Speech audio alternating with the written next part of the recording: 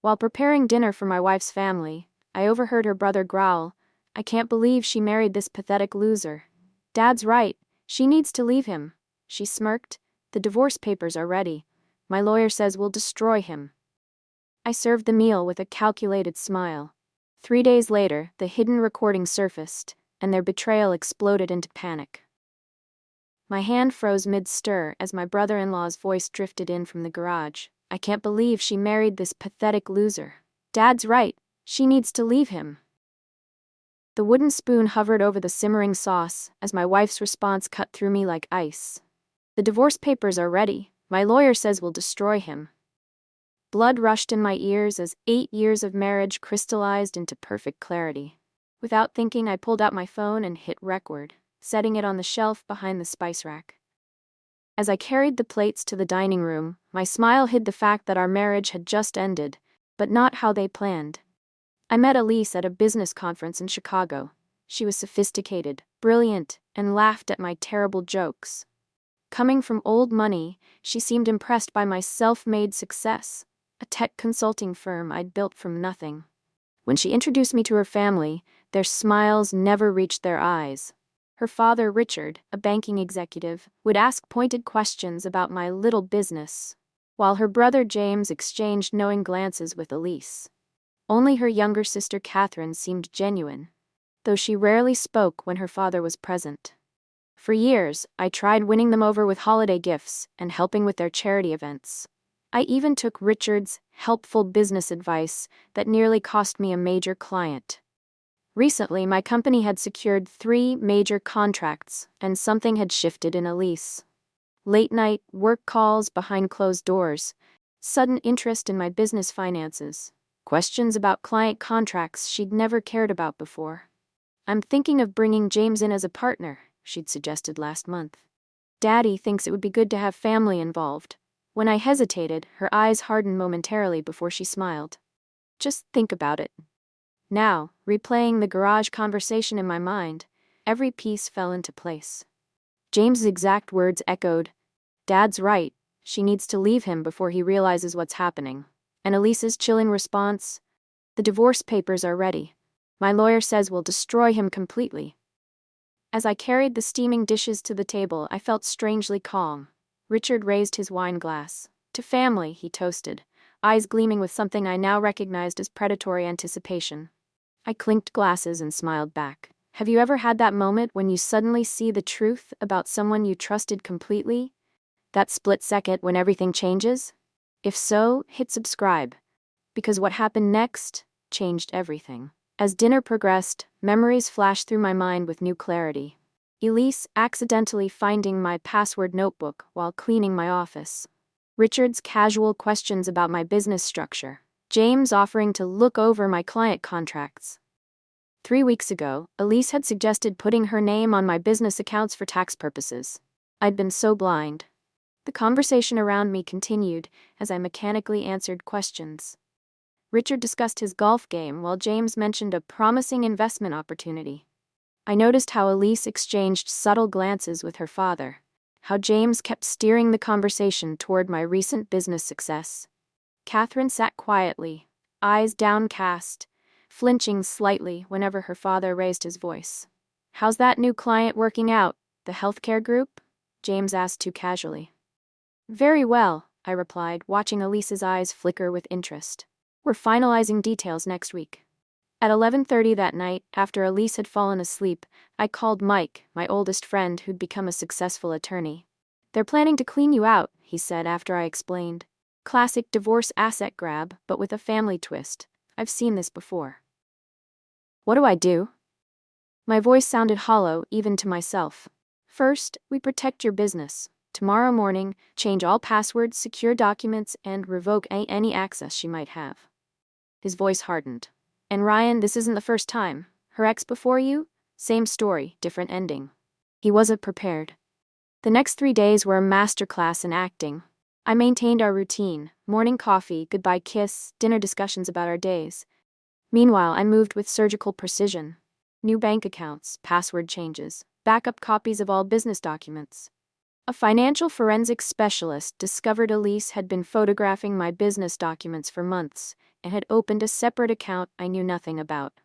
I mentioned a fictional new contract worth 7 figures during dinner, watching as Elise texted under the table. Within hours, Richard called to catch up and casually asked about new business developments. On the third day, I invited them all back for another family dinner. To discuss some exciting news, I said. Elise seemed pleased, exchanging knowing looks with her father and brother. I noticed Catherine hesitate before accepting, her eyes meeting mine briefly with something that looked almost like warning.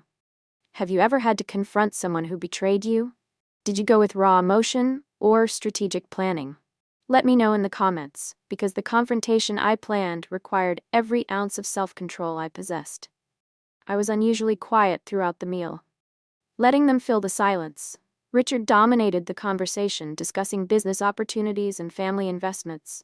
James kept refilling wine glasses, his confidence growing with each pour. Elise touched my arm occasionally, her smile not reaching her eyes. Catherine barely ate, her fingers nervously tracing the rim of her water glass. As I served dessert, Elise's favorite tiramisu, Richard cleared his throat. So Ryan, about this new healthcare client? James and I were thinking it might be time to formalize some family involvement in your business. We're succession planning, of course. Elise nodded eagerly. It makes perfect sense, honey. Family supporting family. My heart hammered against my ribs. For a moment I almost faltered. 8 years of marriage, the life we'd built, the future we'd planned. Was I really about to destroy everything? Then I remembered her voice. We'll destroy him. My resolve hardened. Before we discuss that, I said, my voice steadier than I felt, I'd like everyone to hear something. I pulled out my phone, placed it in the center of the table, and pressed play. The conversation from the garage filled the dining room. James's contemptuous voice, Elise's cold calculation, the explicit plan to destroy me. The color drained from Elise's face. James choked on his wine.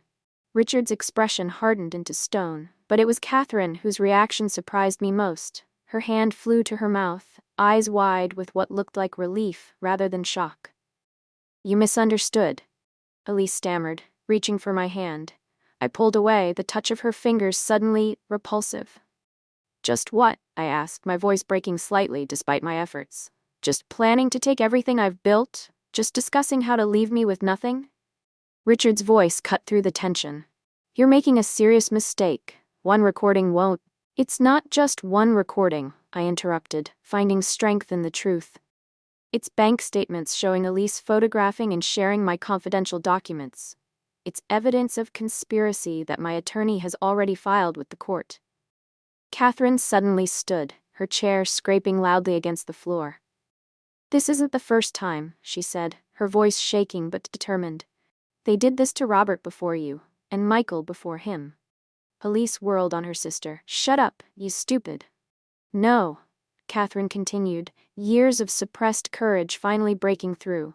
I tried to warn Robert, but he didn't believe me. Dad threatened to cut me off completely if I ever interfered again. She looked directly at me. I've been keeping records, dates, names. I couldn't stop them, but I couldn't live with myself watching it happen again. Richard slammed his hand on the table. That's enough. Ryan, be reasonable. We can work something out that benefits everyone. I reached into my jacket and removed an envelope, my fingers trembling slightly. These are divorce papers, already filed. They include evidence of conspiracy to commit fraud and documentation of all assets prior to your interference. I stood, steadying myself against the table. Your lawyer will be hearing from mine tomorrow.